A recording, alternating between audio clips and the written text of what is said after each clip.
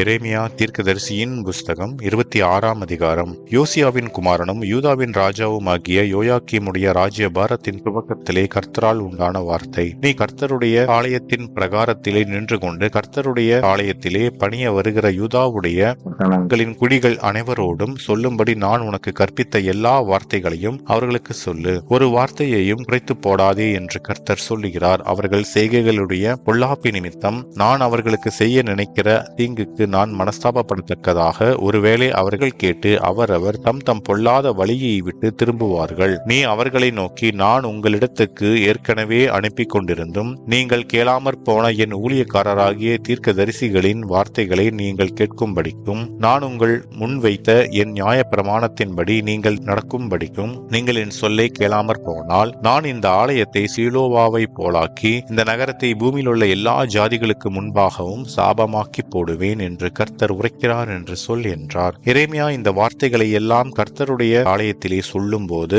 ஆசாரியர்களும் தீர்க்கதரிசிகளும் சகல ஜனங்களும் கேட்டார்கள். சகல ஜனங்களுக்கும் சொல்ல கர்த்தர் தனக்கு கற்பித்தவைகளை எல்லாம் எரேமியா சொல்லி முடித்த போது ஆசாரியர்களும் தீர்க்கதரிசிகளும் சகல ஜனங்களும் அவனை பிடித்து, நீ சாகவே சாக வேண்டும், இந்த ஆலயம் சீலோவை போலாகி இந்த நகரம் குடியில்லாமல் பாழாய்ப்போம் என்று நீ கர்த்தருடைய நாமத்திலே தீர்க்க தரிசனம் சொல்வானேன் என்று சொல்லி ஜனங்கள் எல்லாரும் கர்த்தருடைய ஆலயத்திலே எரேமியாவுக்கு விரோதமாய் கூடினார்கள். யூதாவின் பிரபுக்கள் இந்த வர்த்தமானங்களை கேட்டு ராஜாவின் வீட்டிலிருந்து கர்த்தருடைய ஆலயத்துக்கு போய் கர்த்தருடைய புதிய வாசலில் உட்கார்ந்தார்கள். அப்பொழுது ஆசாரியர்களும் தீர்க்கதரிசிகளும் பிரபுக்களையும் சகல ஜனங்களையும் நோக்கி, இந்த மனுஷன் மரண ஆக்கினைக்கு பாத்திரன். உங்கள் செவிகளாலே நீங்கள் கேட்டபடி இந்த நகரத்துக்கு விரோதமாக தீர்க்க தரிசனம் சொன்னானே என்றார்கள். அப்பொழுது எரேமியா எல்லா பிரபுக்களையும் எல்லா ஜனங்களையும் நோக்கி, நீங்கள் கேட்ட எல்லா வார்த்தைகளையும் இந்த ஆலயத்துக்கும் இந்த நகரத்துக்கும் விரோதமாக தீர்க்க தரிசனமாய் சொல்ல கர்த்தர் என்னை அனுப்பினார். இப்பொழுதும் நீங்கள் உங்கள் வழிகளையும் உங்கள் கிரியைகளையும் சீர்படுத்தி உங்கள் தேவனாகிய கர்த்தருடைய சத்தத்தை கேளுங்கள். அப்பொழுது கர்த்தர் உங்களுக்கு விரோதமாய் சொன்ன தீங்குக்கு மனஸ்தாபப்படுவார்.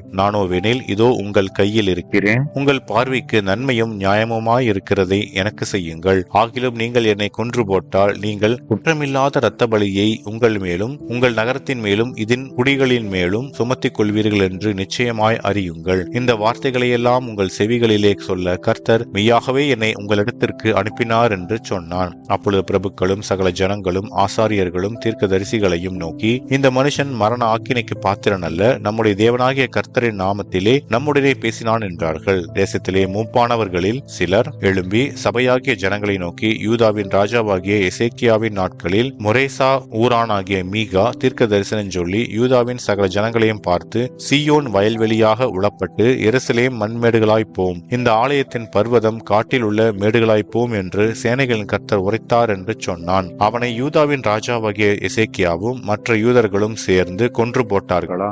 அவன் கர்த்தருக்கு பயந்து கர்த்தரின் முகத்தை நோக்கி கெஞ்சினான் அல்லவா? அப்பொழுது கர்த்தர் அவர்களுக்கு விரோதமாக சொல்லி இருந்த தீங்குக்கு மனஸ்தாபப்பட்டார். இப்போதும் நாம் நம்முடைய ஆத்துமாவுக்கு விரோதமாக மகா பொல்லாப்பை வர பண்ணுகிறவர்களாய் இருக்கிறோமே.